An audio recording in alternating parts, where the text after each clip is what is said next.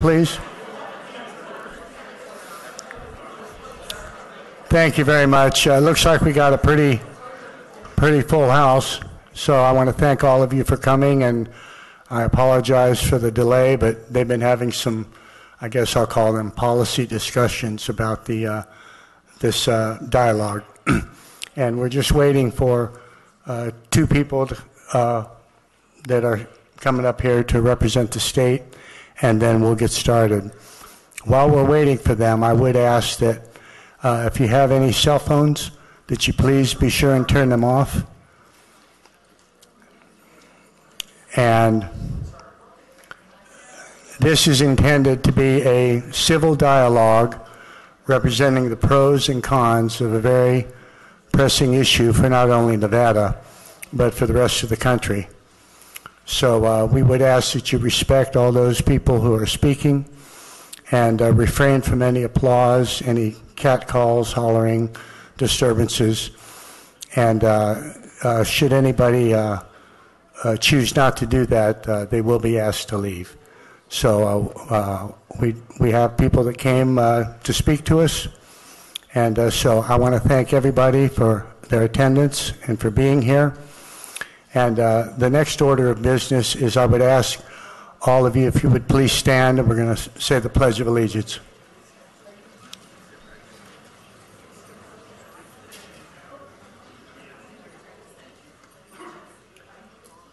I pledge allegiance to the flag of the United States of America and to the republic for which it stands, one nation under God, indivisible, with liberty and justice for all. Thank you. Please be seated.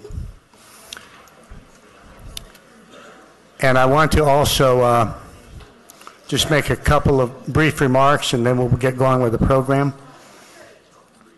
I want to thank Assemblyman P.K. O'Neill for allowing the use of this facility, for sponsoring it, and also Assemblyman John Ellison in Elko.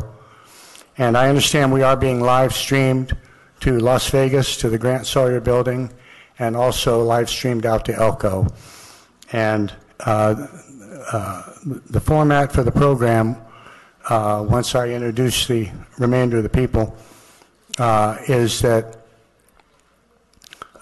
Professor Stotsky and Milgram will speak for a combination of 10 minutes each, so 20 minutes, and then two representatives representing the state will be allowed 20 minutes to speak, and then there will be a 20-minute rebuttal period by Professors Stotsky and Milgram, and then a 20-minute rebuttal period by the representatives from the state.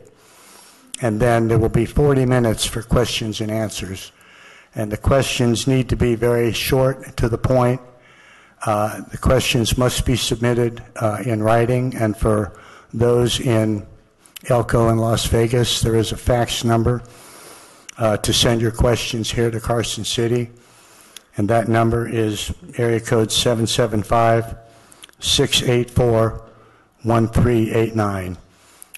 Roger Haynes will be monitoring the fax and will bring questions up. We will only accept questions in written form, and we would ask that they be addressed to either Professor Stotsky, Professor Milgram, or for the State Department of Education representatives.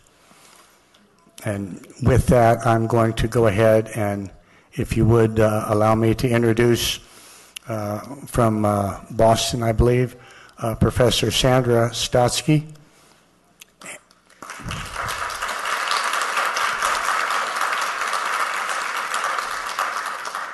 And from Stanford University, Professor James Milgram.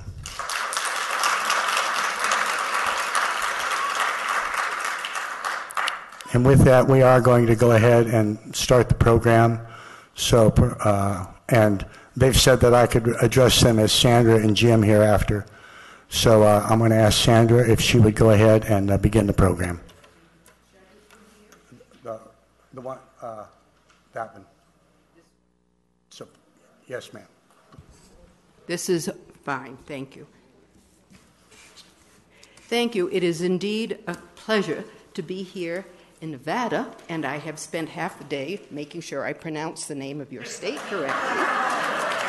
So I want to make it clear, I pronounce it the way you want to pronounce it, not the way it's pronounced in Massachusetts. We have different ways of pronouncing these things. Let me give you a very quick overview of what I will be saying in my 10 minutes worth, and then, of course, there will be another 10 minutes worth for picking up some other pieces of information that may not have been clearly explained during the Q&A.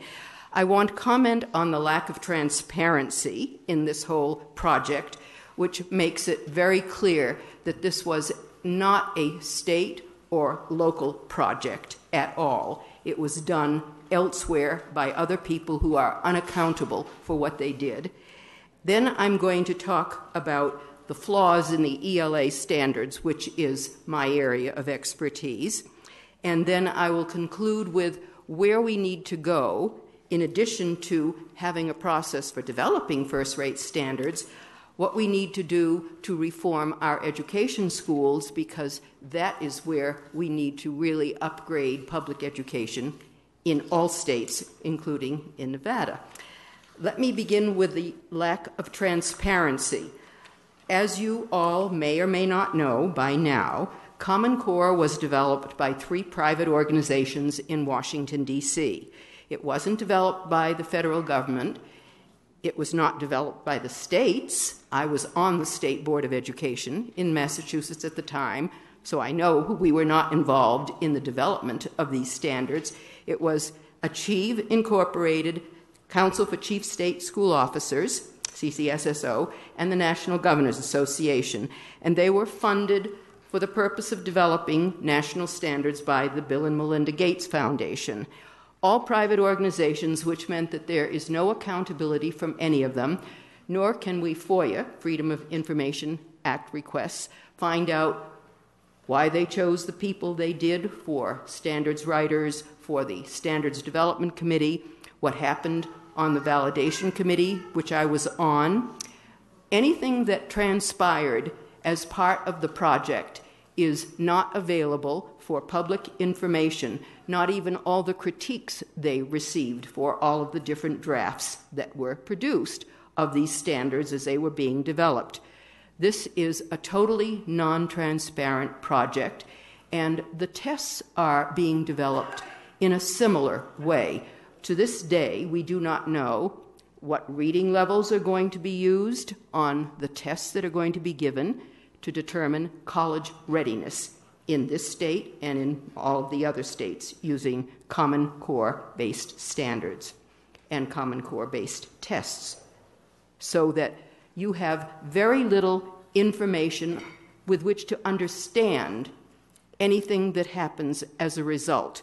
Teachers will also be caught in this trap because they are to be evaluated by these tests that they had nothing to do with in terms of developing test items, as a very different process from what took place in Massachusetts. I was in charge of all of our standards development, and teachers vetted the standards, they responded to the standards, they got drafts of the standards, and when it came to developing test items, they vetted the test items, they could revise the test items.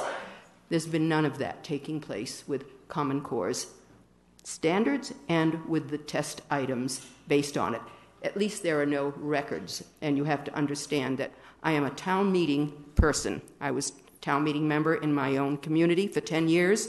I like everything out in the open, and I live in a town where things have to be in triplicate in the open before anyone even accepts them as being open. It's a very wide open town. You have to make sure everyone knows what you're doing. So we have a lack of transparency. We have no mechanism, by the way, for even changing these standards. You're stuck with them as long as whoever in Washington, D.C., that in charge of this whole operation eventually decides that maybe it's time to review them, renew them, revise them. Let me talk, secondly, to go on from the lack of transparency, about the writers who were chosen. Again, while we don't know why they were chosen, we do know who they were. I was dealing with the English language arts writers. Professor Milgram was dealing with the math standards writers. We do not know why they were chosen. We do not know how much they were paid, what their charge was. Nothing. What their qualifications were for the task. In English language arts, I can tell you that not one of them had ever written a set of standards before. The two chief writers whom we know as Susan Pimentel and David Coleman had never taught K-12 or above. So we have inexperienced people who were chosen, by whom we don't know for sure. They were chosen to write our national standards that are now there cast in cement because they can't be changed. They're very confusing. The document has a lot of problems in it. I am not going to go into all of the flaws because 10 minutes doesn't give me that kind of time.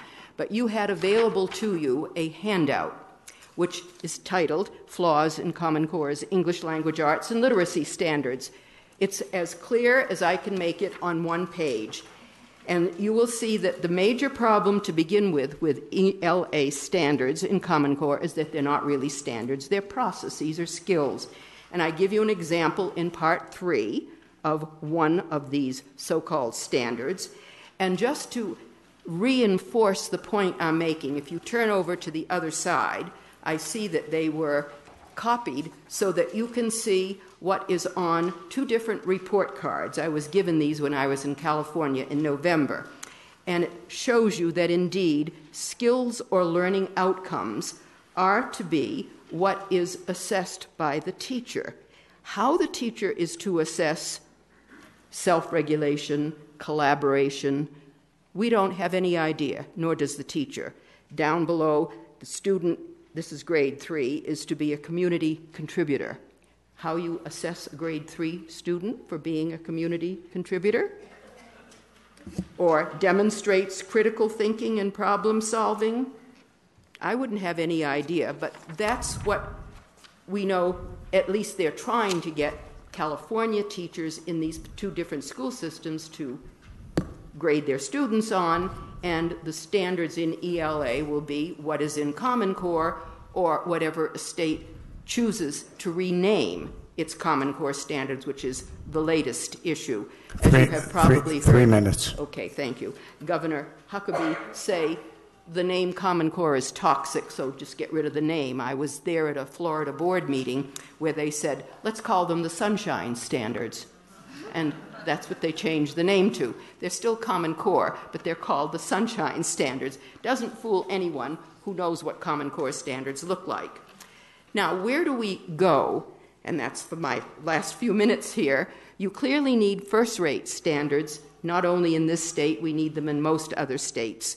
And I've laid out a process, which is available for nothing, no charge, that some states are now trying to put into their bills that they're trying to pass.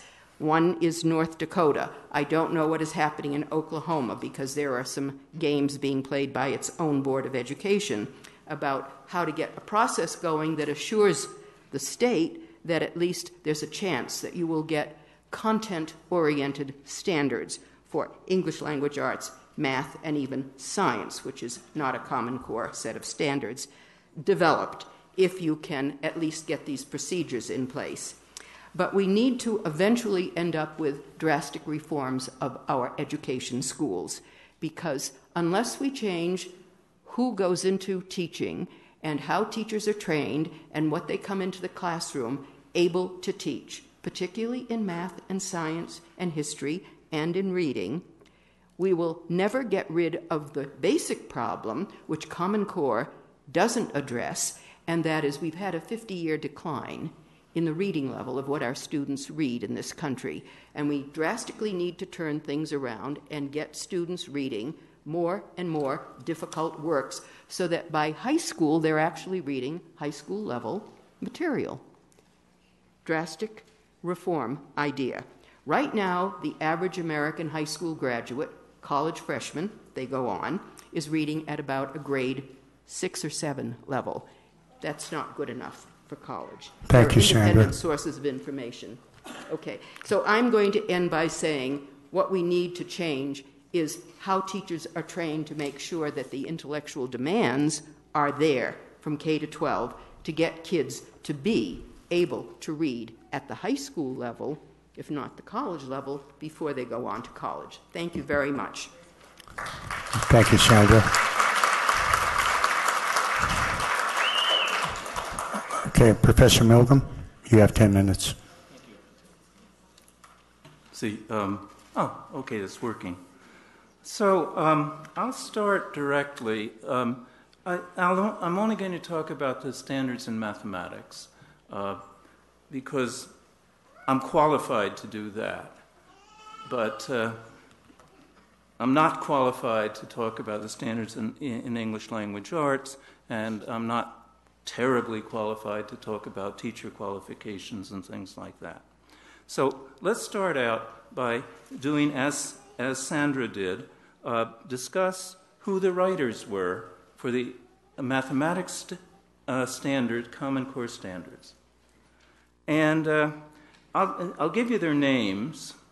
Mr. Phil Darrow, Dr. Jason Zimba, and Dr. William McCullum. Now, the last two both have their PhDs in mathematics and teach at, well, at least they had been teaching at responsible universities. The first is an interesting case. Mr. Phil Darrow has his doctorate doesn't exist. His master's degree does not exist. He was an English major in college. And yet, Mr. Phil Darrow has the only one who has extensive background in writing standards. Indeed, he wrote the 1992 California standards, which were so awful that within 4 years, from 1992 to 1996, California dropped from the middle of the pack to 49th in the country on the NAEP exams. And we had this little comment in California, thank God for Mississippi. So then, not content with that, or perhaps wanting to show that that was a mistake, Phil Darrow heads up the committee writing the standards for Georgia. Well, until the people in charge got so upset with what was going on that they called me in to get rid of what had been done and to try to put together a group that would write reasonable standards. He then proceeded to do the same exact thing with New Jersey. I was not called in New Jersey, but other people were, and New Jersey was revised dramatically from what Phil Darrow proceeded to give them. So, as I said, neither Jason Zimba nor William McCullum had any experience writing standards. And the resulting standards, the Common Core standards in mathematics, look, for some strange reason, amazingly like the 1992 California standards. Well, that's good in a way, because what it does is it tells us that we have past experience with these standards, and we can tell you with real confidence what's going to happen. So here's what happened in California, is that the standards were put in place in 1992. Programs were written, curricula were written and sold to all the districts, and from 1992 on, they were using what amounts to Common Core. Well, 4 years later, it was so bad that that industry intervened, the high-tech industry intervened and forced the legislature to pass a bill to drop the 92 standards and have new standards written as soon as possibly could be done. And I and 3 colleagues of mine at Stanford were asked to write those standards.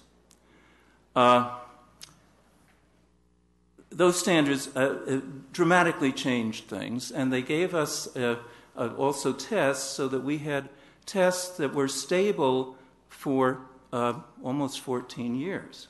So we had 14 years of consistent data on how students did. So at a certain point there, I got curious, and I asked myself, how much time can a student be in a program like the 92 Standards, or equivalently Common Core?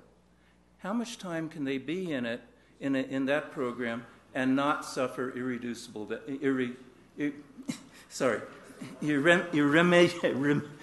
unremedial damage? And the answer I came up with sort of surprised me. I kind of thought it would be 2 years. Well, it wasn't. With 2 years of that and nothing more, they actually recovered fairly fast. Not immediately, but fairly fast. 3 years, it took a lot longer, but 4 years they never did recover. So that's your window, 4 years. Now, there is no question, based on what happened in California, that these standards will in time go away. But there's equally no question that if you wait too long, you will lose a big chunk of a generation. And these are our kids we're talking about. So that was the situation. And that's the way things happen. Now, one thing that Sandra didn't talk about was the validation committee that we were on for the Common Core standards. So Sandra was the only expert with a real background in English language arts and the construction of English language arts standards on the commission. And I was the only expert, well, I was the only PhD in mathematics on the committee, the validation committee. You have 3 minutes. Thank you. And so our charge was theoretically to oversee completely the development of these standards and, above all, to validate the research that went into them. And if we had, and initially our charge was to rewrite the standards if we felt aspects of them were unacceptable. So we really had oversight, except that I decided to take it seriously, and nobody argued with the fact that I focused on the math writing team and talked to them extensively. And it was necessary to do that because the initial draft was way too weak. It just stopped with Algebra 1. Algebra 1 doesn't even get you into college, let alone prepare you for college. So that wasn't going to work. But in order to get it changed, I had to go to Achieve, and I had to tell the leaders at Achieve that this just wasn't going to work. And they allowed the writers to just add a little more math, to put in a weak geometry course and a weak Algebra 2 course. But that was it. There was going to be no more than that. And again, with that background, there's less than a 1 in 3 chance that a student would ever graduate from college. And moreover, if the student was interested in STEM, that is, what is that? Science, technology, engineering, and math. If they were interested in STEM and they had that background, there was a 2% chance that they would ever get a STEM degree in college. 2%. So those standards as they stood were unrealistic, and yet we were stuck with them.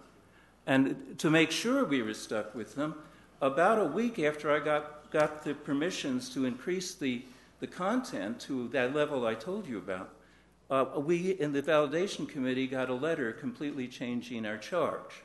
We no longer had the authority to revise the standards. We no longer had the authority to validate the standards. The only thing we had was the authority to sign or not sign a letter saying the standards were excellent.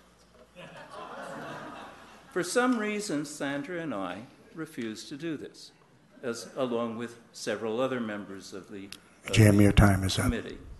So there we are. That's the situation. That's the way Common Core is, and that's what we're really dealing with. Thank you.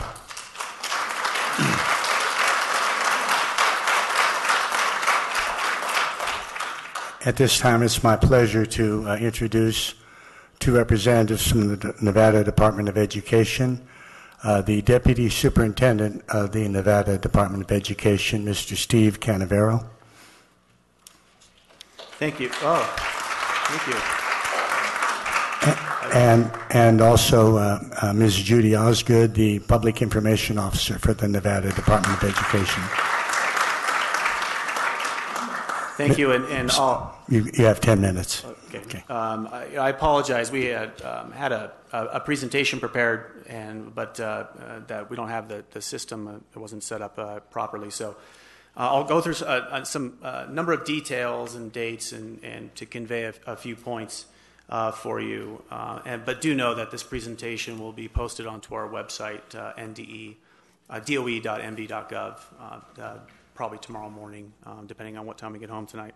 There's a lot of information and opinions provided by the professors, and a lot of which I think I personally agree with in terms of teacher preparation and something we should absolutely focus on, and the inadequate or preparation of our children to be successful in post-secondary education or in employment.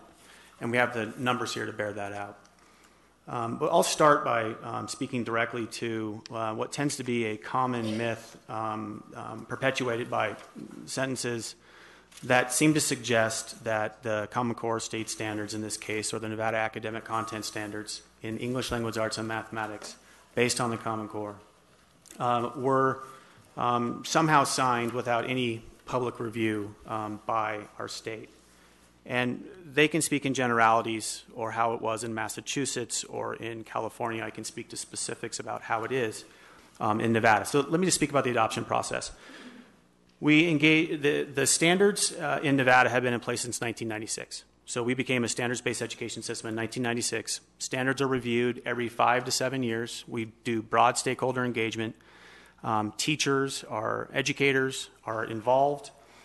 The standards first go to the Nevada Council to establish academic standards. It's a statutory body. They hold public hearings to review, to make recommendations to the state board. The standards then go to the State Board of Education for another public review, and in fact 2 public hearings before they're adopted.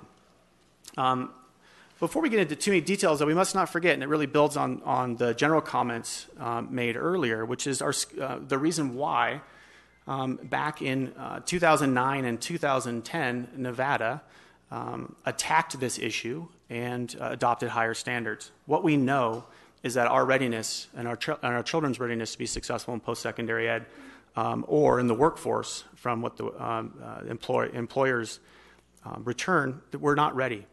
In fact, in terms of remediation rate, over half of our students graduating from high school enroll immediately in non-credit bearing remedial courses.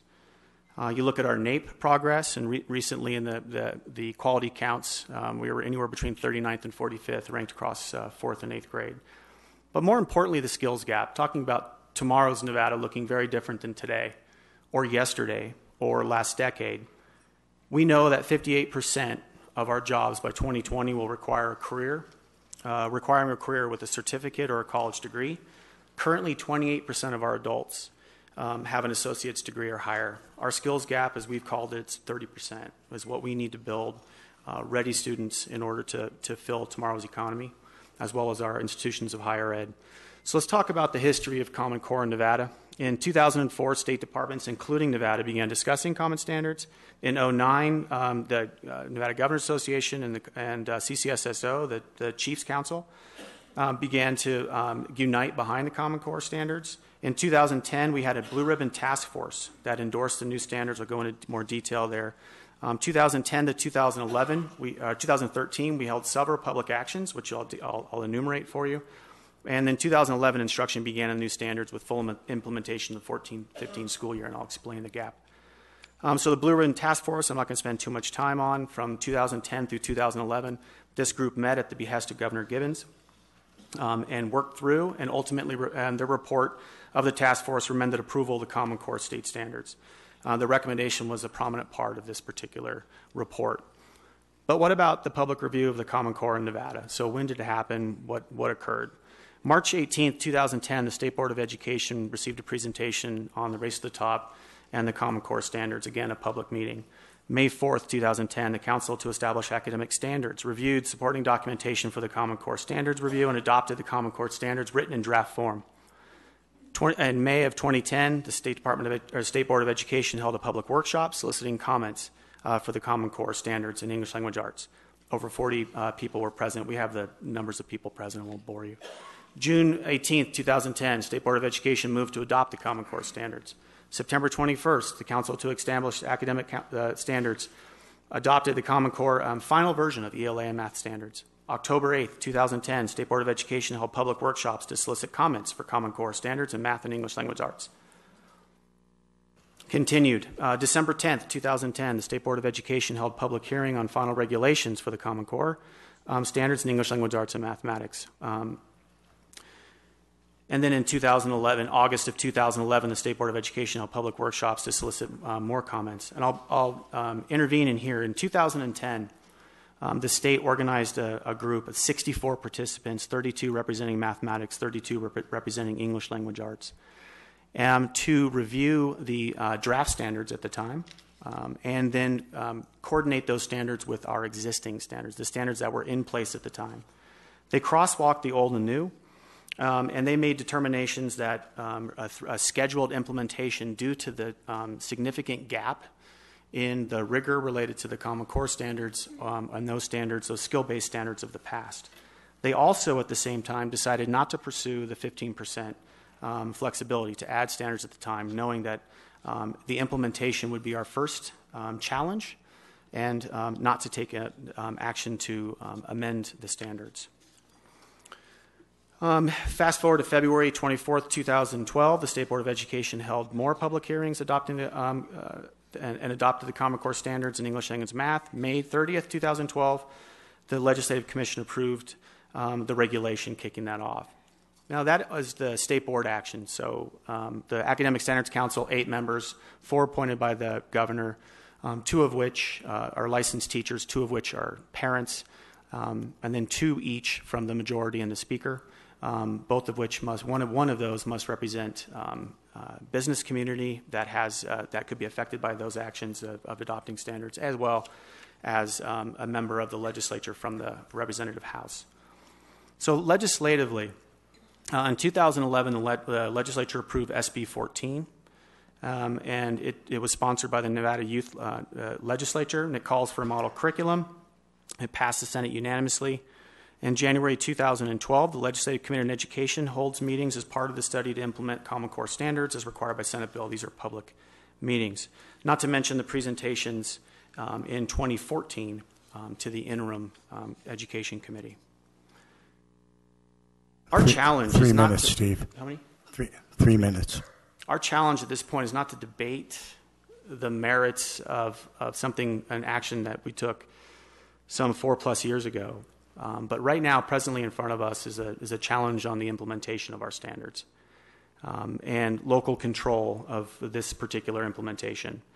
So from the 11-12 school year, implementation began in all school districts. Local school boards, not the state, are charged with implementing the standards in course of study.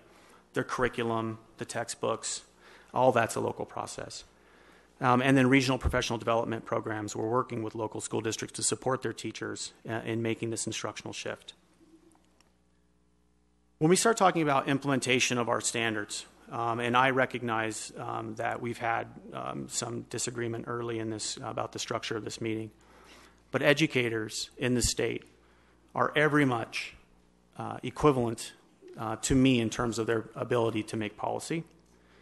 And at this time, to give us a perspective about the implementation of these standards in real settings, in context, I'll invite up an educator, Aaron Grossman. And he's not in the classroom right now. He's on special assignment. But again, in our state, educators are very much policymakers and have had a say in these standards and will continue to have a say in this conversation. Aaron Grossman spent 2 years working with at-risk students as part of the AmeriCorps before moving to Reno to teach 6th grade. In 2011, Aaron became a teacher on special assignment for Washoe's Curriculum and Instruction Department. He currently focuses on K-6 ELA literacy efforts. Aaron's work in Washoe County School District with an initiative called the Washoe Core Task Project has gained national attention and as a best practice approach to help teachers and students reach their full potential under the Common Core standards. Thank you, Aaron.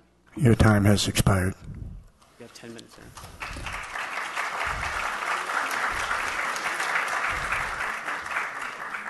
Okay, are you the one that's going to be speaking for 10 minutes? Pardon me? Okay. And your name?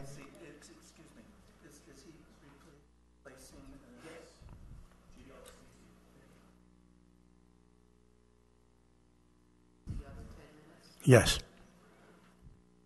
Okay. All right, so if it looks like I have an astonishing amount of adrenaline running through my system right now, it's probably because I have a lot of adrenaline running through my system. I am humbled. I'm humbled that I get to share a stage with Dr. Stotsky and Dr. Milgram. Believe it or not, Dr. Stotsky, I think we share a lot in common. I think we're both really strong advocates of a piece of curriculum called We the People. And if you're fortunate enough to have a child in our school system, especially in the 5th grade, it might be a resource that you know. So the work that we've done in Washoe County, I think, takes very much into account some of the reservations that you've heard this evening. And there are 3 promises that we make to our classroom peers when we share our work. And the first, and I think they have bearing this evening, is we deliver a message that we describe as unfiltered. So you heard about Coleman and Pimental, and admittedly we play content, video content of those 2 authors of the Common Core when they describe what their intent was when they went about going and creating these standards. We also play video content of Dr. Tim Shanahan and Dr. Freddie Hebert, who are work team members of the Common Core. And apart from those, we also play video content of that validation committee, both which Dr. Milgram and Dr. Stotsky were a part. And so those include people like Dr. P. David Pearson, Kenji Akuda, Dr. Snow, Linda Darling-Hammond, and we play Dr. Stotsky. And I think if you were to go to our website, coretaskproject.com, and you were to Google Dr. Stotsky's name, you'll see littered throughout our presentations. We played a piece in which she was interviewed for NPR talking about the text complexity issue. We used your resource, Why Johnny Won't Read, which was a piece that you wrote for the Washington Post, which is really pretty terrific. It's worth Googling. And in fact, we played a debate like this, in which you debated Dr. Robert Pondicio at the Pioneer Institute around these standards. Because it's really important to us that our community understand that there are people, obviously, who are in favor of these, and that there are things that we need to be acutely aware of as we go about implementing these standards. The second thing that we pledge to our community is that we only share what we describe as vetted, scalable, and free resources. Free, I think we all understand. We've been in a recession for a considerable length of time, and so we don't want to sort of incur an additional expense to the electorate. So as much as possible, we try to find free resources, but we vet those resources. We want to make sure that they're consistent with the needs of our students and that they're consistent with our community values. And when we say scalable, we want to make sure that they're actually accessible to all of our classroom teachers. It seems deeply cynical to say, here's a great iPad resource, when maybe only 200 or 300 teachers actually have access to iPads. And so those 2 pieces, this idea of unfiltered and vetted, scalable, and free, have led to our third principle, which is as much as possible, we involve our community. And so our teachers have really led an effort to create the curricular resources that we're now using in our classrooms. We partnered with the likes of Reno ACES, Waste Management, Wells Fargo, and most recently we're working with Truckee Meadows Community College and the Nevada Museum of Art to bring those sort of dispositions, an art disposition as well as an historical disposition, and creating curriculum around our Nevada state standards for our 4th grade students. As far as sort of implications for kids, especially for parents in the audience who I think have some concerns about these standards and the implications for what might happen, there are three things that I think have ultimately hearing all of this unfiltered information, hearing the proponents as well as those who have some concerns about them. There are three reasons that I think many of us feel like this is the right decision for our children. One, Common Core has meant content is back.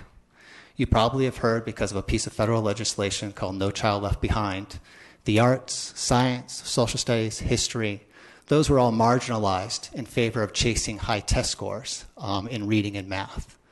Common Core has been a vehicle for us to make sure that content really is happening in our classrooms. Secondly, and it's a point that Dr. Stotsky, I think, very appropriately makes, literature is back. Great pieces of literature were, again, marginalized in favor of chasing high test scores.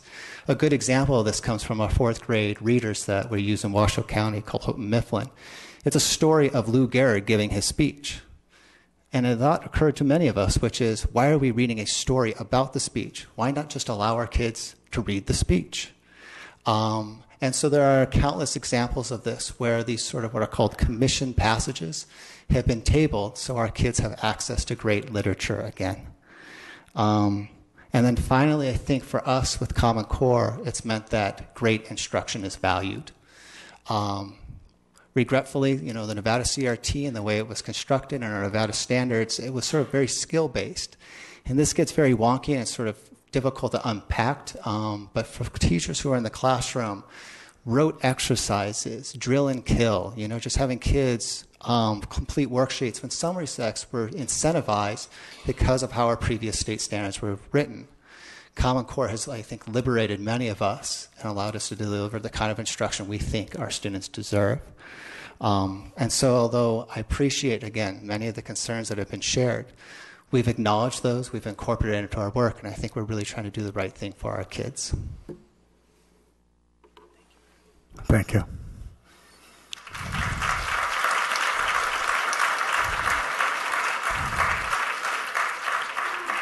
Okay, I want to make just a brief announcement. We will now have 20 minutes of rebuttal time from Professor Stotsky and Milgram, but I also would like to encourage everyone to submit written questions. We are only accepting written questions, and please address them to either Stotsky and Milgram. You can put S&M if you want, but we would prefer one for Sandra and one for Jim, and then also questions for the Department of Education representatives.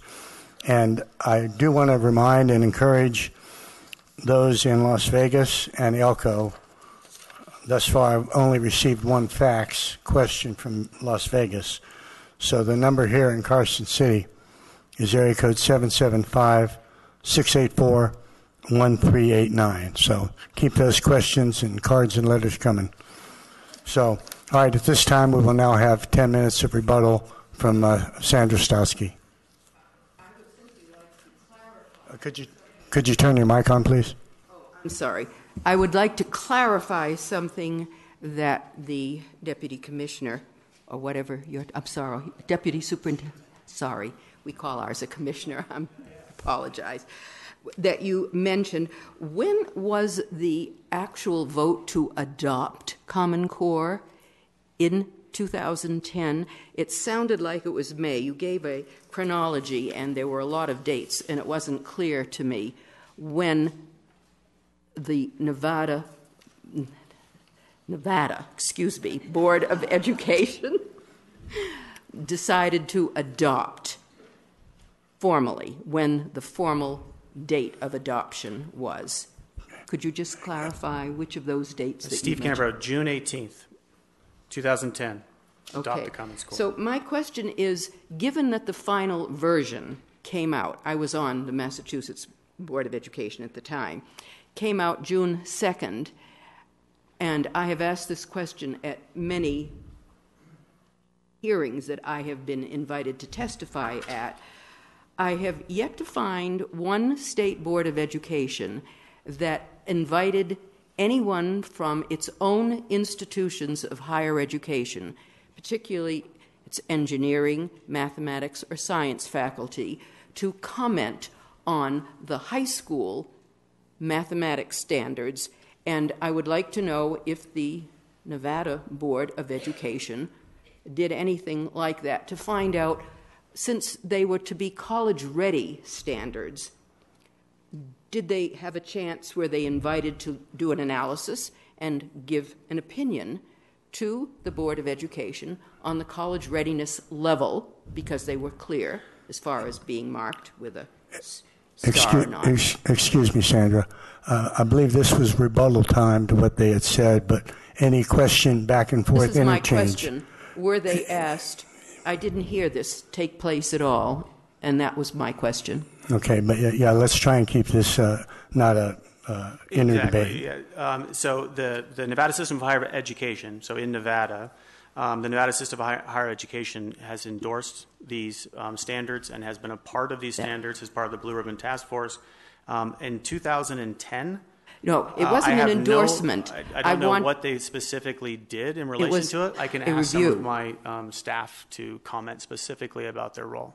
No, I would like to know if the state board invited a faculty from the higher ed institution, and if there's an analysis available. Yes, they did. If there is an analysis available, could we have a URL or link to it? Because I have not yet found any. Certainly. Okay, thank you. You'll send me the written analysis by the higher ed. Thank you. I'm through. Is that it? Okay, now Professor Milgram, you have 10 minutes. Okay, thank you. Right. So let me, what's the name? Dr. Mr. Grossman? Yes. He kept talking about what they're doing, but the only grade he mentioned was 4th grade. And I'd like to talk to you for a couple minutes about what's happening out there in the real world. The Stanford University. Before I do that, I didn't really make a point of how badly flawed the mathematics standards are. And so let me remind you that there's this handout here, and everybody's welcome to take it and go through it at their leisure and look it over. And those of you that know some mathematics will realize as you go through this that the things I'm pointing out as missing are actually critical for any serious area, even remotely related to STEM or economics, any technical area at all. So the kind of things that I'm looking at are the kinds of things that come at the end, where we're talking about somebody living the rest of their life with the education they're being provided today. Okay, so that's where I am focused, and let me tell you a bit about Stanford. Now, for a number of years, we saw the writing on the wall.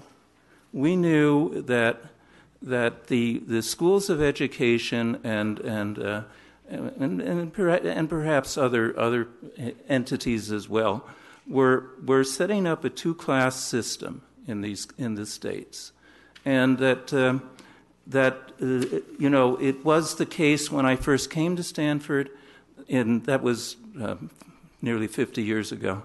That when I first came there, a vast majority of the students at Stanford were from the United States. Now today, far fewer of them are from the United States. And our intention is simply that as the outcomes drop in this country, we will maintain the standards at Stanford that Stanford has now. So Stanford will continue to admit the best students in the world, and the best students in the world will less and less come from the United States. That's a fact. That's what we're looking at.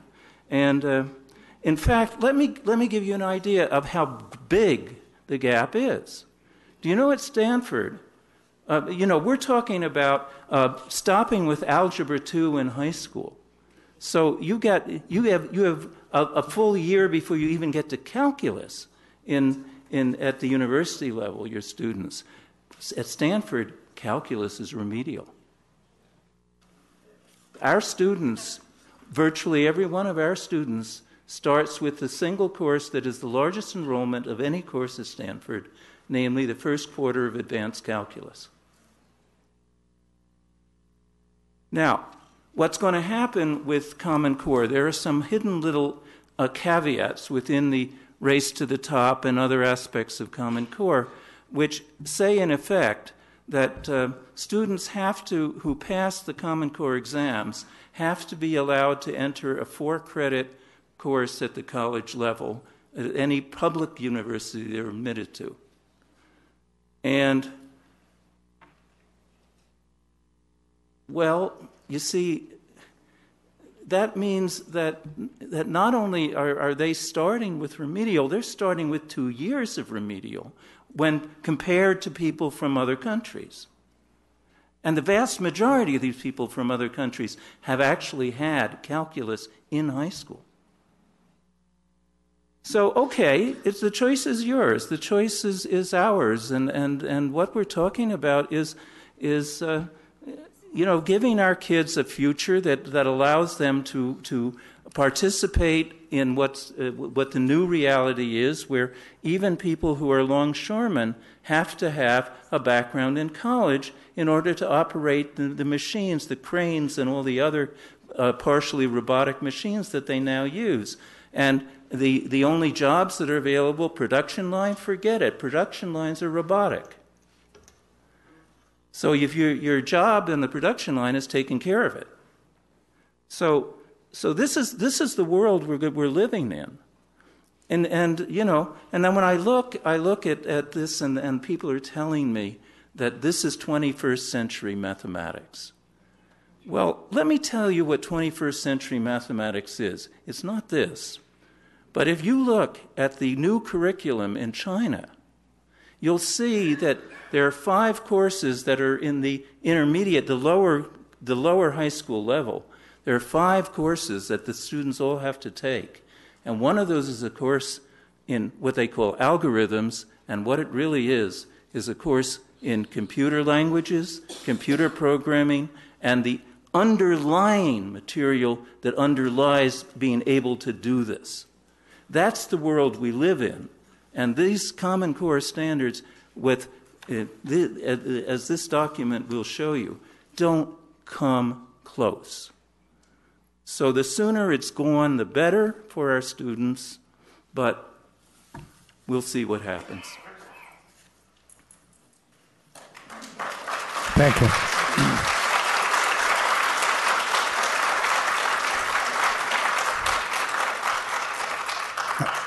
I've also been asked by Maurice White. He will be glad to come by and pick up any questions. Apparently they're having some transmission problems from Elko or Vegas. I'm not sure which one, but anyway, rather than come on up here, Maurice will scan the audience, and he's back there. If you don't know who he is, that's him up there, the handsome gentleman up there. He'll be more than happy to pick up any questions. Okay, I will now, there'll be 10 minutes each of rebuttal from Steve. You have 10 minutes of rebuttal, and then Judy, you have 10 minutes of rebuttal time. Okay, thank you. Thank you very much. And there's a number of very generalized statements being made, but just so you're aware, specific to Nevada, we don't have the Smarter in high school, so we take the ACT in 11th grade. So some of your comments Dr. Milgram, don't apply. And just to clarify, the notion of the standards as being the end-all, be-all, or that these standards are unable to be enhanced is incorrect. Obviously, we all know, and Florida demonstrated recently, that you can add higher level mathematics courses to the standards as the state determines is necessary, given where we're working. And just a quick question for either, since they were able to ask a question. I'm just curious as to what your review of our standards that we had in Nevada from 2009, what was your opinion of those standards? Oh, you want me to answer now? Yeah, the standards we had in place before 2009. They weren't quite the worst in the country, but they were close. Dr. Milgram? Your microphone is off. Your English language arts standards were not among the best in the country. I have looked over iterations of ELA standards for about 15 years. They needed to be improved.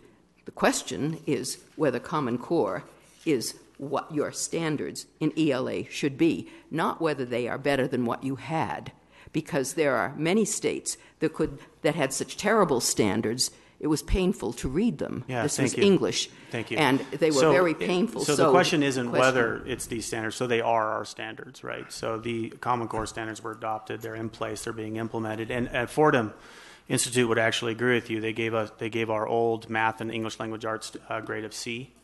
And then they gave, obviously, the Common Core ELA B+, according to my notes, in mathematics and A-. Right. So let's... Okay, continue with your rebuttal. Yeah, absolutely. Yeah, I appreciate that. Question? And a large portion of, again, our work at the state in working not only in adopting these standards, but also working in concert with the local school districts, because the local school districts have the authority to adopt, align curriculum, align instructional materials, and make those key decisions both at a district level and then support their teachers to make those key instructional choices within the classrooms to ensure that our students get the education that they all deserve.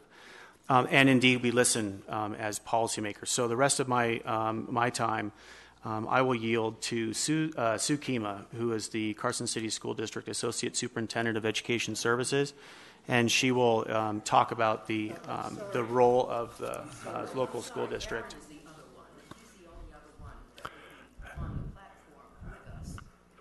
Okay. This is unacceptable. Yeah, or basically you've got the remainder of Steve's time. Yeah, thank which you. is just This a is my few time. minutes. This is my time. And in Nevada, our local school districts, our teachers are a key and prominent voice in all of our decisions, and they deserve, I won't not let them speak. Go ahead. I'm sorry, we need to hear from Mr. Grossman if we are going to have any shared time. The understanding would be that there was 2 and 2. We are here 2 people. If there are to be 2 people there, it's the 2 that shared the 20 minutes to begin with, and we need to hear Mr. Grossman. And so would you please allow Mr. Grossman to Thank you. I have a question for him. I have several questions for Mr. Grossman, so I would like Mr. Grossman to be there. I believe there's a question and answer opportunity. No, at the end. this is to be this the is our time, the Department of exchange now Education's time. between us. This is the Department of Education's time. I appreciate your concern. No, but this that's- is to be I'm our not exchange, gonna and I support have a anything that's not question gonna for allow- Mr. Grossman. This is This not is a the- presentation This was time. rebuttal time for you. This is not presentation time. Right, this was... Yeah, this is the Department of Education's time. I appreciate No, it that. isn't Thank you very Department of much. Education time. It is rebuttal time between the 2 groups that spoke, and I would like Mr. Grossman there. Should I start? My name is Susan Kima. I'm and sorry, I'm the I think we Associate really need to Superintendent have of this straightened out by the Educational moderator Services in right Carson away. City School District. I have been a League of Women Voters moderator for many, many Right. years in Brookline, and this is irregular. We had 2 people sharing that side. Those 2 people are part of the rebuttal period, and I think that it would be quite appropriate for Mr. Grossman to come up and be willing to answer any questions that might be available for Okay. him. I have them. gave Thank you the very other much. time, and I think the moderator Okay. needs to understand that we need the same two people.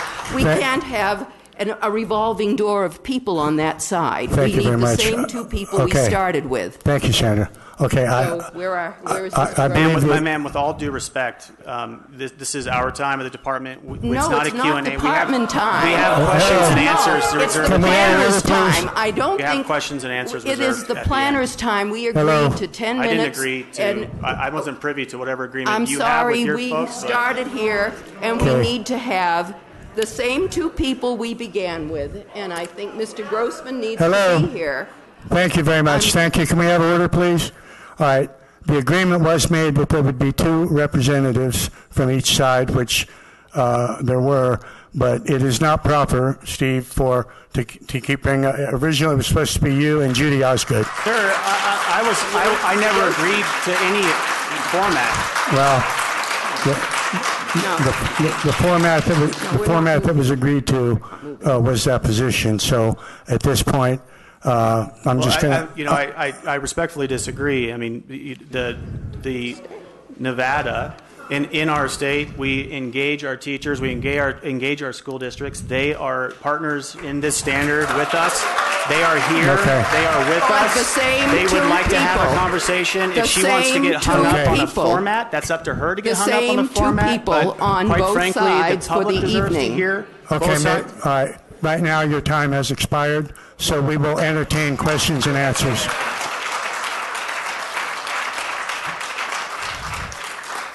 Okay, we are going to go ahead and entertain questions and answers. I've received several, but I was reminded, I was remiss in, I know we have at least, we have one assemblyman and a state senator here, and Assemblyman P.K. O'Neill is in the back. If you would please welcome him.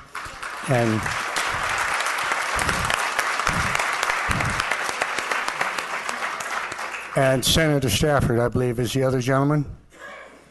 I'm sorry, Senator Hammond, if you would welcome him also. And was I remiss in any other legislators who are here? Forgive me. Okay, would they please stand?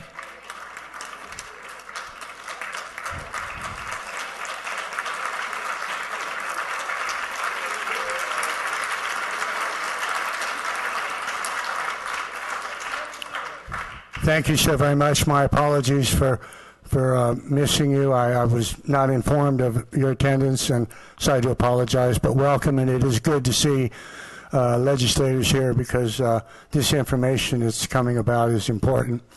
And I also understand that there are assemblymen in Las Vegas. I do not know the names of them, but I welcome them, and I thank them for their attendance and participation. Okay, at this time we're going to start with questions. We will start with a question for Stotsky or Milgram, and then a question for the Department of Education.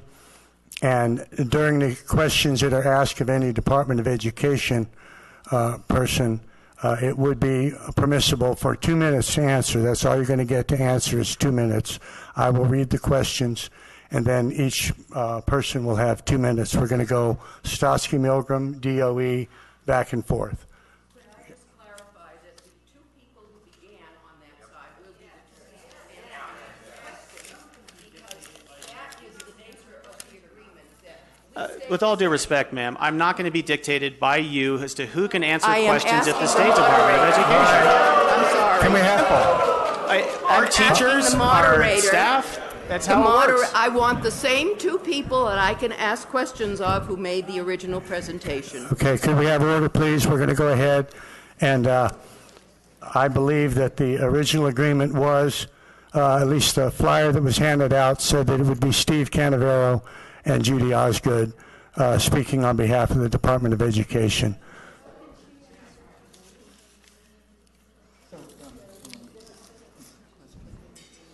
Yes, okay, I have a question that is addressed to either Stotsky or Milgram. Please justify how removal of the Common Core state standards will improve education for students. This is a question to... A question for either one of you. Please, I'm sorry, say the beginning, justify? What was the word? Please justify how removal of the Common Core state standards will improve education for students. I have not claimed that removal of any standards will necessarily improve education. My whole case, the burden of my remarks was that we needed first-class standards, and they will improve education as they did in Massachusetts. They did so in California in mathematics in grade 8, and there is data for that too. But Massachusetts is the clearest case. So yes, there is evidence that if you have first-class standards with the related issues that go with it, and that is reform of teacher licensing regulations and teacher tests and the criteria for professional development, you will have improvement in your classes. As we saw in Massachusetts, it may not be exactly the same, but our students went from middle of the pack to top of NAEP, grade 4, grade 8, and on an international test, which we couldn't control either, we were tied in grade 8 for first place in science. So that is what you can justify on the basis of empirical data from the Massachusetts experience. And there isn't any other set of standards, certainly not Common Cores, that can make any claims like that. Thank you.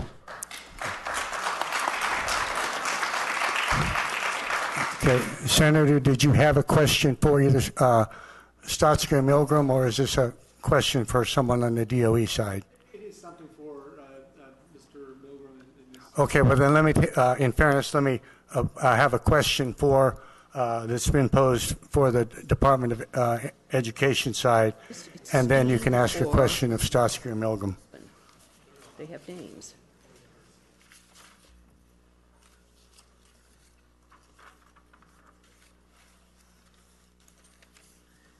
Okay, here's a question for Steve Canavero.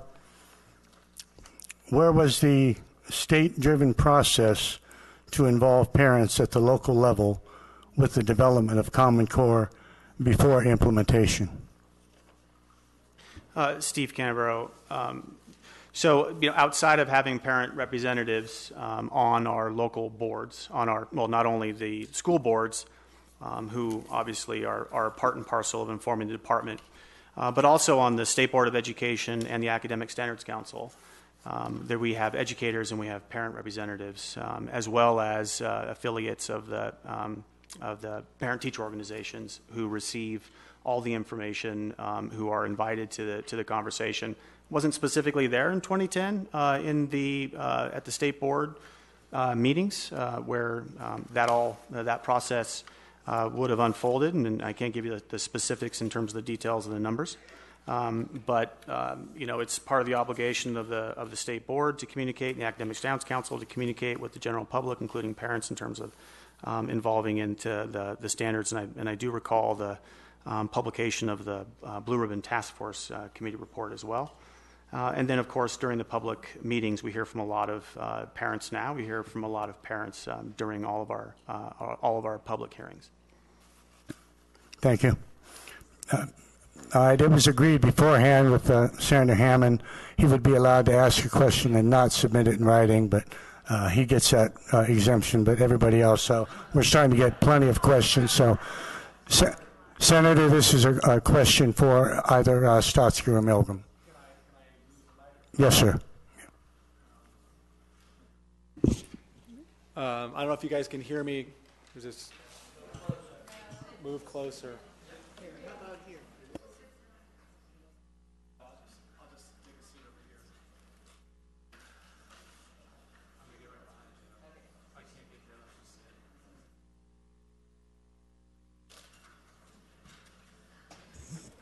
just sit. First of all, thank you very much for indulging me. I know that a lot of people would like to come up and ask a question. First of all, I'd like to state that, for the record, I am a state senator. I represent Senate District 18, but in my day job, I'm a school teacher. And so, as a school teacher, I sometimes feel like I also, like the Lorax, I speak for the teachers, those who don't feel like they have a voice in this. We heard from one teacher today, and some of the comments that were made earlier were things like, as we're implementing the Common Core state standards in our state, that they're trying to come up with more curriculum, trying to come up with a way to implement them. I have the teachers that I talk to are struggling with this. They're struggling with the Common Core state standards. They're struggling with the idea that they're just standards. The person that we heard from earlier, Mr. Grossman, I read an interview with him. One of the comments that he made in that interview struck me as interesting. His comment was, when I read the state standards for the first time, I wasn't quite sure. I'm paraphrasing. I wasn't quite sure what they meant, so I had to call and get an interpretation. And the way I understand standards is that they should be very general, very understandable, very clear. So I thought that was very interesting that he had to get an interpretation of them in order to implement them. And that's kind of where a lot of the teachers I talk to, at least in the Clark County School District, that's kind of what I'm getting from them as well, is it's very difficult to Senator, understand. is there a question? This is part of the question. I know that Fordham was mentioned already. Fordham had come into an interim committee meeting over this past year in 2014.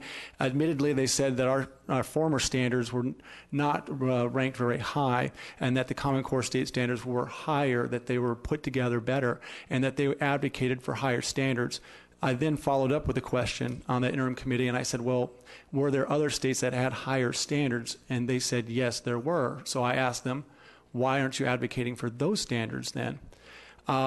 So my question is, if we were to repeal the Common Core state standards in this state, how hard would it be to put standards together that would be better than what we see in Nevada in 2009, and yet better than the Common Core state standards? How long would it take us? And then who should be validating it?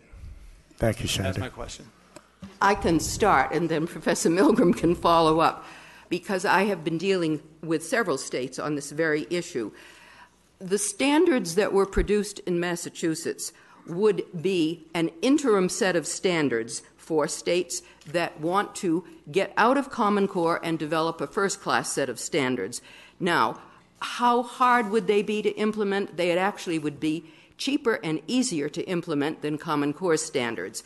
I was there in the Department of Education, and I know that our teachers could easily develop whatever they needed to develop after each of those standards from 2000 to 2003 were developed in English, math, science, history, and social studies. They did not need extensive professional development, which they need with Common Core. They were able to develop their own classroom curricula because the standards gave them choices. They were content-oriented standards, which is what made the difference. So it is not difficult to adopt any of the good sets of standards. Massachusetts isn't the only one. Indiana, 2006, California standards. There were several other states that had much better standards than Common Core. And I would only like to remind, because this is a very important point in talking about Fordham and its grades, it received millions of dollars from the Gates Foundation to promote Common Core. And there are any number of other so-called independent organizations like Achieve, which also promote Common Core, which have received millions of dollars from the Gates Foundation to promote it. So what we need are independent voices, which can come from higher education, even in your own institutions here, but you're not going to get any independent voice from Fordham. Thank you, Senator. Okay, one more question for the DOE, and then I'm going to take it. Yeah. Oh, all right. We're trying to keep it to 2 minutes per answer. One more question for the DOE, and then I'm going to take a question from Las Vegas and questions from Elko, and then come back to the Carson City. This is just says to the NDOE, how close is the NDE to teachers' unions? I'm sorry, could you repeat the question? How close is the Nevada Department of Education to teachers' unions?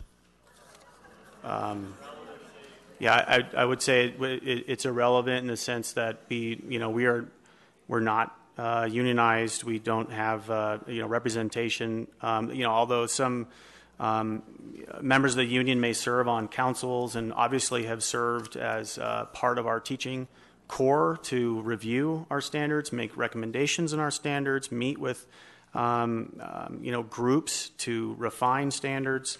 But I kind of fail to see the connection there. Thank you. Okay, I'm going to take a question from Las Vegas. This is for either Dr. Stotsky or Milgram. First, it says, thank you both for coming to Nevada. And in general, how difficult would it be to implement your ELA standards that you have offered the nation on numerous occasions? Okay, I'll answer this time. But I'll just answer and point out that it was Sandy Stotsky who offered ELA standards of two types. First, she offered, as she already pointed out, that it is they have first-class, first-level standards in Massachusetts in ELA, and those standards are in the public domain. So there is no problem. You just adopt any part of them you wish.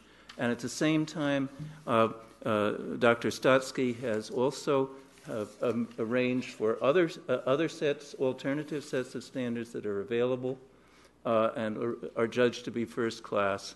And let me add to this, since we're talking about it, the same holds in mathematics. All these standards of all the states are public domain. Common Core is not. Common Core is copyrighted. Common Core can't be changed. And indeed, as a member of the Validation Committee specifically asked the heads of the effort to describe the process that they had for, or were intending to have, for updating them, making corrections, and so forth. We never received any response whatsoever, and to this day, there is no mechanism. So all the state standards, you can look for the best among them. They're all available. You can use them. 5 minutes. Thank you. Okay, if there's some questions coming in from Las Vegas, I'm not aware of them, but I've got a ton of them from Elko. So I'm going to go ahead and take a couple from Elko. This one is addressed to Steve. It's from a lady in Spring Creek. What will the repercussions be for students who refuse the SBAC testing this spring? Yeah, Steve Canavero. Obviously, in Nevada law, there's no opt-out provision. So students that refuse to take the SBAC exam, assuming it's in grades 3 through 8, because that's where we offer the SBAC exam this spring. Obviously they would miss the information as a parent, a family, a student in terms of where they are. We view this particular year as a baseline. This year is disconnected from the past years. We are not, we would hope and we would anticipate and we communicate with educators and parents and students across the state not to make a connection between the score that you receive on the SBAC assessment this year and the CRT results that you received last year. They are two very different assessments, and will result in different scores. So the student, the family will miss out on that baseline. One of the factors that the SBAC assessment brings to Nevada that has otherwise been absent is a vertically aligned assessment. So a student whose takes the assessment in grade 3 or grade 4, that scale is vertically aligned to 5th grade, 6th grade, meaning that a parent can see progress, if you will, along a chart in relation to a particular standard.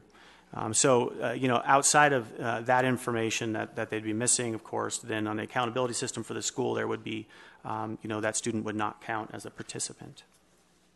Thank you, Steve. Okay, I have a question for Stotsky. Do you feel Common Core standards are better or worse than Nevada's previous standards, and why? It frankly doesn't matter if you have a set of C- standards that are better than a set of D+ standards. The question is, you should be asking for first-class standards for your students in both mathematics, English and science, and history and social science.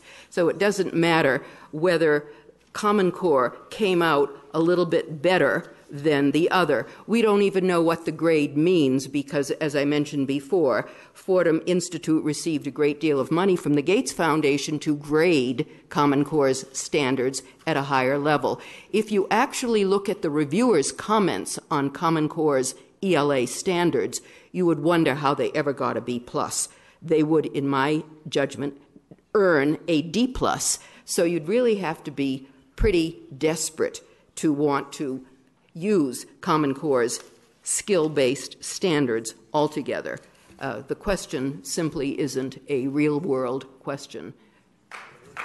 You don't want a doctor who's a little bit better than the last doctor. You want a first-class surgeon if you're going to have surgery. So that's where you go, and that's what we should be trying to do in this country, trying to upgrade public education after a 50-year decline. Thank you very much.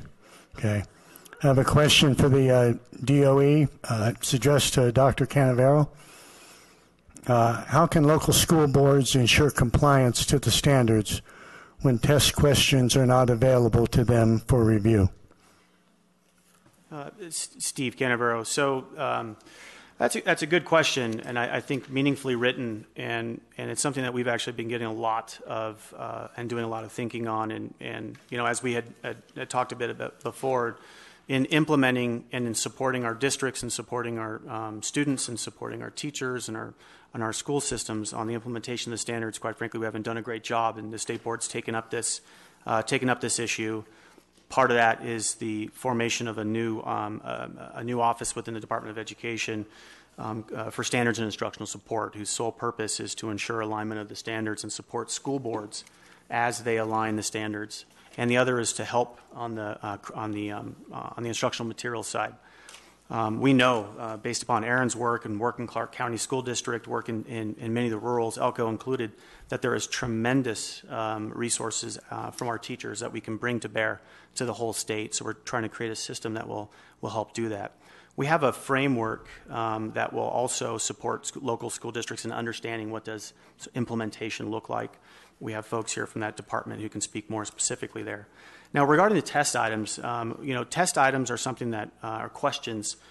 Is not necessarily something that we release, that the state would release and as part of normal course of business. There has been in certain cases where we release old items, especially in the writing, under the old CRT system.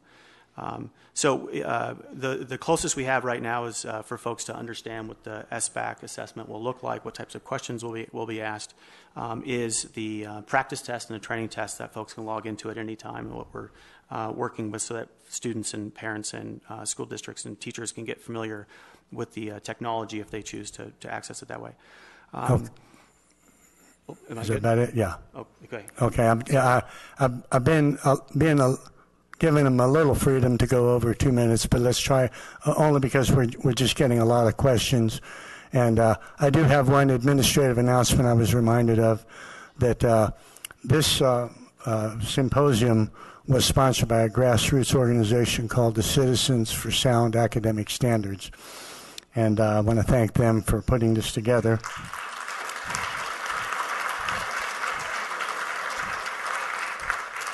And also to remind everyone that admission here was free, but they are requesting donations to allow the work to go on. And so there is a box as you leave, or you can go, you can contact Ann Bednarski, and she can, or speak to her after the meeting. So I did want to mention that. And, oh, I'm sorry, you got something else? Just another? No, it's not about that. Okay, it says that we have several questions from Vegas, but I'm not seeing them. I'm just getting a lot of, so if they, because all the ones from Elko say from Elko. So anyway, all right, this is a question for either Professor Jim or Sandra. Should children be passed on to the next grade level when they have failed to learn the current material? When they have failed to learn the current grade material? Since that is really not a Common Core question or a question of standards, I am going to suggest that that is a question to be brought to a local school board.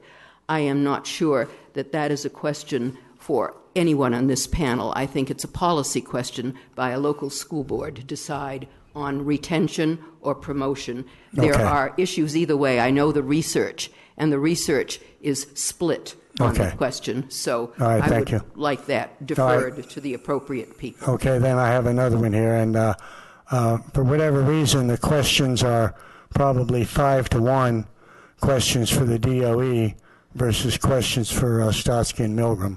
So keep the ones for Stotsky and Milgram coming. This one is specifically for Sandra. It says, why is quality literature necessary? Why is quality in literature necessary? I happen to be one of those old-fashioned people who thinks quality is necessary in almost anything that you would buy. If you were buying a car, a house, or anything you would do, you would want quality, not quantity. Now, the question is how you decide upon quality, and certainly in literature, there are literary scholars who were not involved in Common Core standards who could have offered advice on how you frame appropriate standards at the high school level. Why is it important? Because literary quality is what shapes the development of a writer. If we know anything from research, and I know that research cold because my background is in reading research, we know that quality reading is what makes for quality prose. Good writers have been good readers. This is research that goes back almost 100 years, that if you want to improve writing, you improve the quality of the reading that students do. So quality matters in what students read.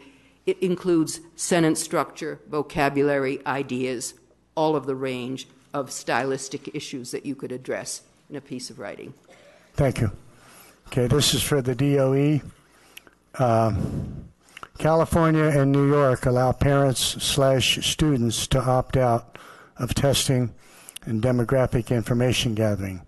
Why does Nevada not allow this? Steve Canavero, that's the present law, that Nevada does not offer an opt-out provision, and it's something that's decided in law. It's not decided by me or other folks at the department. Okay, thank you. Okay, a question for Stotsky or Milgram.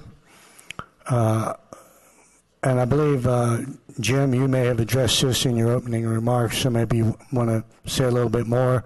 Please speak to the chances a child has of recovering after spending 3 to 4 years in Common Core math.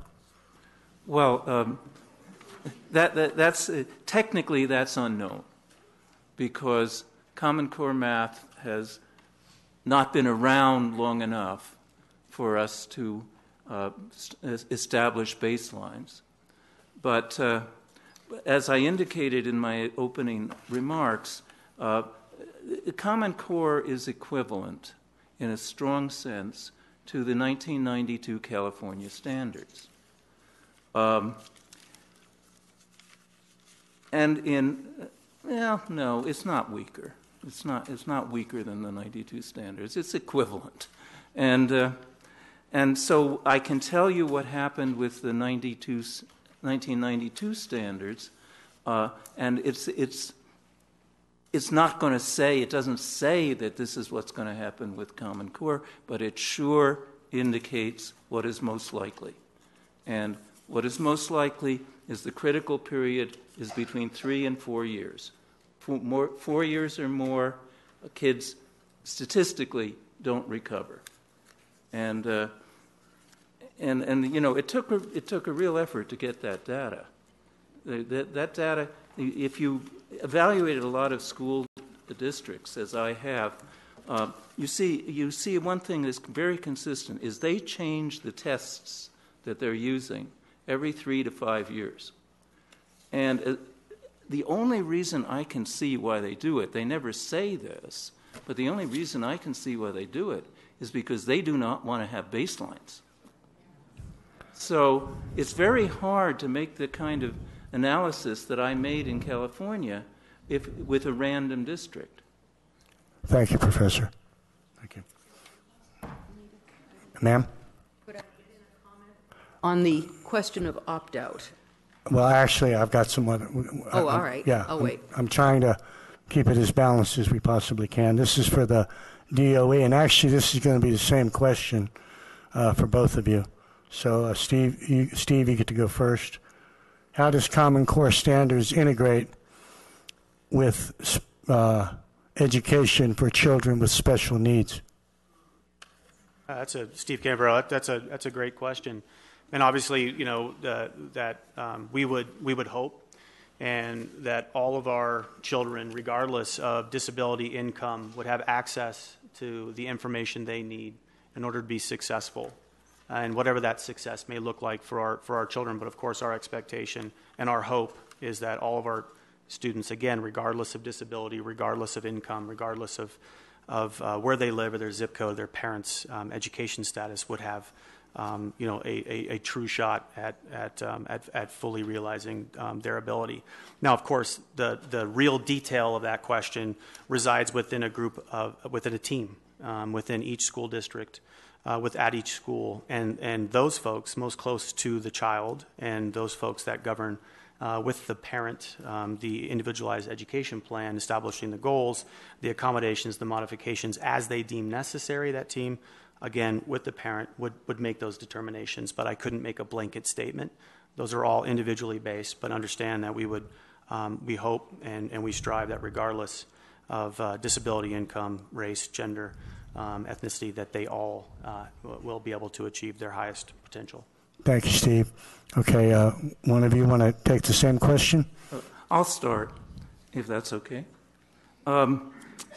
Okay, bluntly speaking, Common Core has absolutely no accommodations for special needs students. It's simply not mentioned. And on the other hand, you look at something like the California standards that they replaced, or you look, I believe, at the case of Massachusetts, which Sandy can speak to, that we had to spend, in writing those standards, we had to spend almost a disproportionate amount of time analyzing what could be done, what should be done for special needs students. And indeed, we had to revisit that when they were revised and renewed in 2005. In fact, we produced a very detailed requirement for the kinds of material and the kinds of strategies that would be available for these students. Now, that's the level of care that should be taken, but with people of the type, the writers that we described, where not one of them had successfully negotiated the creation of standards for Common Core, there's absolutely nothing of it. But for the rest of it, Thank you, Professor. Okay, I finally got identified some questions coming from Las Vegas, so I'm going to go to that. Steve, there's a question from Las Vegas. It says, where is all the data stored and why is it being collected?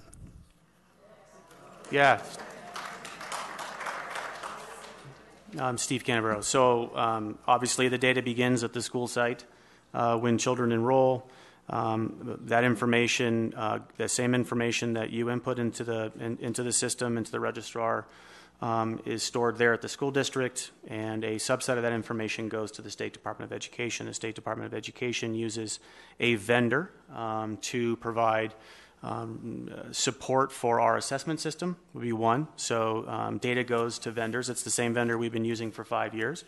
That information, personally identifiable information, so the information specific to a student, does not go to Smarter Balanced. I think that's sort of a part of that question, is asking that question. 0 personally identifiable information will go to Smarter Balanced. It is written, it is in a contract, and our vendor may not redisclose. We have privacy agreements with our vendors, and we have contractual obligations with our vendors to ensure that does not happen.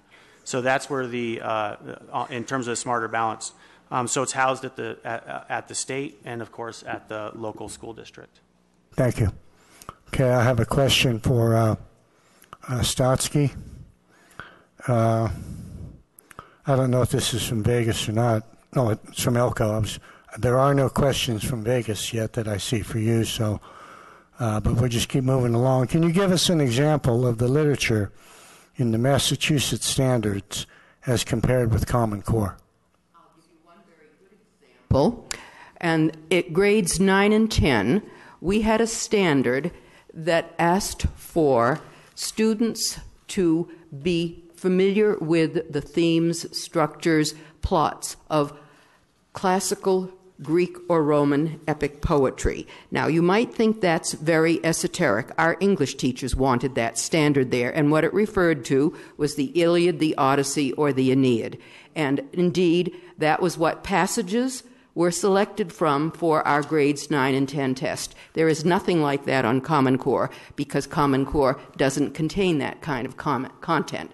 But we had that kind of content in Massachusetts because our English teachers wanted that kind of content. And they were content-oriented standards, which in the judgment of most informed Massachusetts teachers was partly what accounted for the rise in student scores. Okay, thank you. Okay, this is the third request I've received. Since we made a brief exception for the senator to ask a question, I'm going to allow, but this is the third time I've been asked this. So you have 2 minutes. It says, could a teacher please speak for 2 minutes about their experience with Common Core since they work directly with students? So I will allow. I'm sorry. That is not a question for the panel. That is not a question for the panel. That is not an acceptable question for this kind of a panel. We have asked 2 people and we have the 2 there, right. But that should be a question that is about the content of Common Core and what this panel has talked about. I think it's completely appropriate. I mean, why not allow a teacher? I mean, if you want to not allow a teacher to speak on the matter, that is not the issue. We've had let a teacher speak. We've already had a teacher speak. The teacher We've had a teacher speak. That's what he did speak for 10 minutes almost already. We've already had the teacher speak. This is not a legislative session, and this is a session that was arranged by people who wanted to see and learn certain kinds of things. And the kinds of things they wanted to learn are what we are trying to tell you. Now, I would love to talk to teachers after the meeting. I'll pay no end of attention after the meeting. During the meeting, it is simply inappropriate. I completely disagree. Completely disagree. I understand that it's inappropriate to you. Pro or against are incredibly important in this conversation. I would recommend and I understand those are your agreements that you made, but they're not our agreements that we made. I would recommend the department put on its own forum, by the way, and invite all the teachers you want to put on their forums to tell everybody about it. That was not what this organization asked for. Please. I just think we need to make sure that there's control of the meeting by the people who organize the meeting. Exactly as you speak and your rules, that's all that. Yeah, I understand. Your rules apply. Thank you very much. Thank you. Okay, we've only got a few more minutes, and I know that Professor Milgram and Stotsky both said they would, after the press conference after the thing, they would make themselves available to anyone that wanted to speak with them. So rather than spend 5 minutes talking about whether we should or shouldn't, we're just going to go ahead and move on with some questions. And this is from Las Vegas, and this is for the Department of Education. Who writes the Nevada test questions?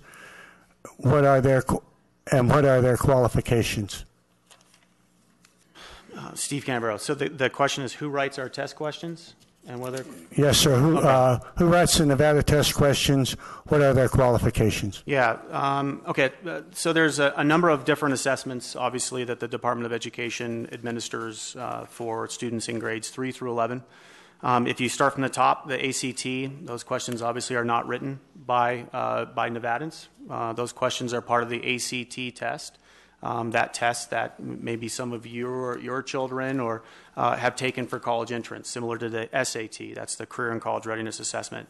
Then we have a history of the HSPE, the proficiency exam, which is being phased out, and those questions are indeed written by vendors, written by Nevadans, and it's kind of a composite, if you will, of good test items. And the notion of writing a test question sounds easy, but it actually is incredibly complex. It's something I've learned over this last year, and incredibly interesting in the sense that that item has to perform, that question has to perform the same way, whether a student in poverty or a student with a disability, some nature, responds to that question, a girl, a boy. And so there's a rigorous process that these questions have to go through. So although we may use vendors, research labs to help us write the questions, or we ourselves contribute questions. They have to go through a significant vetting process before they can ever be put into an assessment to ensure it's fair, valid, and reliable. And then so we have end-of-course exams in high school in mathematics and English language arts. We're working with West Ed, who's been a partner in our state for a number of years, to help us develop items there. There is an interest to include districts and district final exams down the road. That interest has been indicated by the State Board of Education. And then as membership of the Smarter Balance Consortium, we have an item pool of questions that have been written by the consortium. We're an executive member on the consortium. We have teachers participating, folks from across the state participating in the item development, the item testing, the design, every really facet of that assessment. Nevadans, among other states, that consortium, are all involved in producing an assessment that we plan to field tested last year, and we plan to implement fully this year. Thank you, Steve. Okay. All right, I have a question. Actually, going back to an exchange between you, I think the four people probably would be best suited for afterwards, because I'm trying to take as many questions from the participants. And this is one for either you, Sandra, or Jim. What can be done to overturn Common Core when our state already took the federal money to implement it? It really doesn't matter whether you've taken the federal money or not. Race to the Top expired this past year, 2014.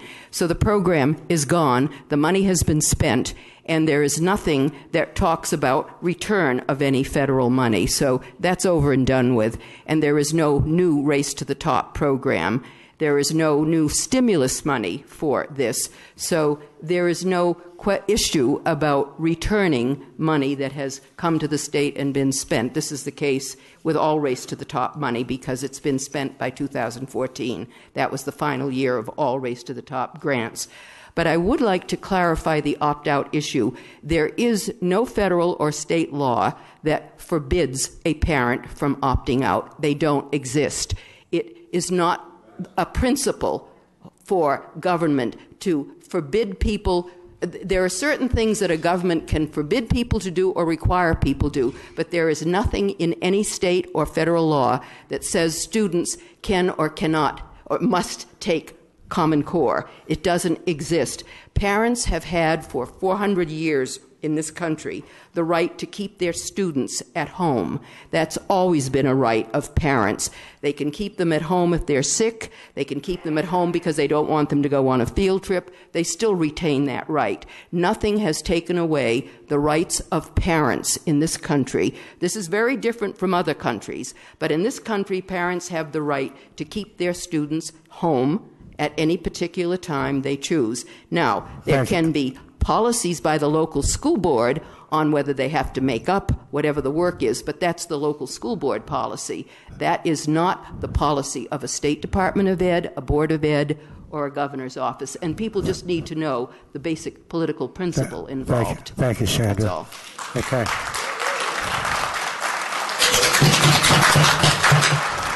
Thank you.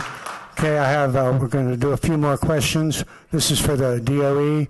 Where were all the public meetings when the information about Common Core standards was accepted? What process was used to show acceptance? Steve Canavero, I don't necessarily, I think last count we're up to 14 public meetings. I don't know if I need to recount the dates specifically related to the different public hearings, the legislative action, where action was taken. But from 2010 all the way through, actually, until right now, we have held public meetings to recommend adoption of the Academic Standards Council. And until today, this is the only time I've ever had teacher voices silented. I had never had an opportunity for teachers to have a voice in the conversation. We have held public hearing after public hearing. We have heard nonstop. But it is taken today in this room to say, teacher, no, you can't have 2 minutes. Administrator, you can't participate. Okay, thank you. So I find that appalling, personally. Thank you for your, okay. All right. Thank you. Okay, we're going to take 2 more questions, one for Stoutsky-Milgram, one for the DOE. Please state your specific objection against the Gates Foundation in relation to funding of the CCSS. All right, I'll start, and you can give your objection. My objection is the very basic one about making sure that there is public deliberation of policy and that it is open. As I indicated, I am an open town meeting person, and the Gates Foundation has been subsidizing all of its activities under the radar so that we don't have records of anything, including the people that it selected to write the standards. And it is also objectionable to have one very, very wealthy person decide what that one person thinks is the right educational policy for other people's children when his own children go to a non-Common Core-based school, which he's talked about, and he wants more than Common Core for his own children. And he has said that. They go to a private school in Seattle. He has told a writer for the Washington Post that his children do not and will not go to a Common Core-based school. Thank you. Okay, the last question is for the Department of Education. Wait. I'm sorry. I have a few little comments on this. I differ. I don't differ with Sandra on much, but on this I do differ. Actually, I don't care where the money comes from. What I care about is that the students get the best possible education that our country is capable of providing them. And indeed, when I got drafted, I really didn't want to be on validation. When I got drafted to be California's representative on validation, I was really, really hopeful that we would come up with a document that was good enough that it would do this, a document that really was benchmarked to the international standards. And I didn't care whether Gates funded it. I didn't care about any of that. What I cared about was the end result. So if you ask me, well, should Gates or should he not? The answer is, I don't care. But what I do care is that the results be what everybody needs and wants. So far, in every endeavor he's attempted, this has not been the case. Thank you, Professor. All right, the last question: for the DOE, if the finalized version of Common Core state standards did not come out until June 2010, what was the reason for having the state adopt them in May 2010 before they were completed? Steve Camber, I really appreciate the opportunity to clarify that because first in this process, and obviously we listened to the public hearings, the state adopted draft standards. So there's a couple of things here.